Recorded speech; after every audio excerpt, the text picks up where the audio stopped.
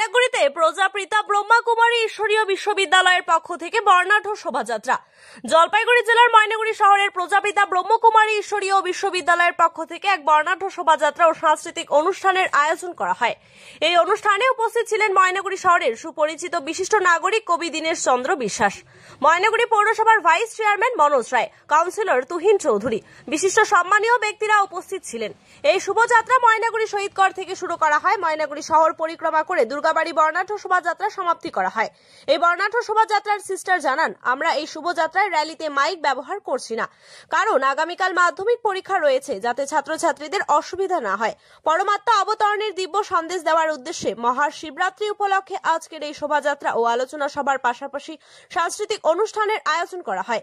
এই অনুষ্ঠানে আসার জন্য উপস্থিত কামনা করেন ব্রহ্মকুমারী সংস্থা ভাই ও বোনেরা। শতাধিক এই র্যালিতে অংশগ্রহণ করে। আলোচনা সভায় বিশ্ব শান্তি কামনা লক্ষ্যের ঈশ্বরী অনুষ্ঠান শান্তির বার্তা ও মহাশিবরাত্রির উপলক্ষে আলোচনা সভা সাংস্কৃতিক উদ্যোগ নিয়েছেন কি বিষয়?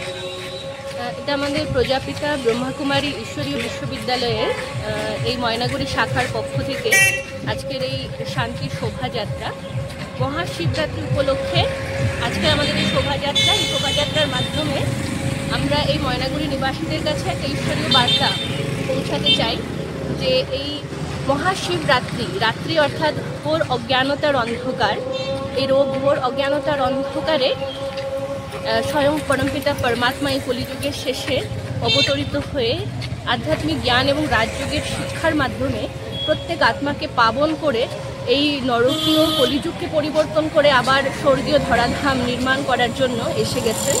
এই ঈশ্বরীয় বার্তা সকল ময়নাগুড়ি নিবাসীর কাছে পৌঁছানোর জন্য আজকের এই শোভাযাত্রা। এবং এই শোভাযাত্রায় আমরা কোনো সাউন্ডের ব্যবহার করছি না, কোনো অ্যানাউন্সমেন্ট করলাম না, কারণ আগামীকাল মাধ্যমিক পরীক্ষা, এটাও আমরা বিশেষভাবে স্মরণে রেখেছি যাতে কোনোভাবে ছাত্রছাত্রীদের অসুবিধার কারণ না হয়ে যায়। এই জন্য আমরা এইভাবেই শান্তিপূর্ণভাবে ওম ধ্বনি তুলে আজকের এই শোভাযাত্রা সম্পন্ন করছি। এই শোভাযাত্রার মাধ্যমে আজকের আমাদের এই অনুষ্ঠানের শুভারম্ভ হলো।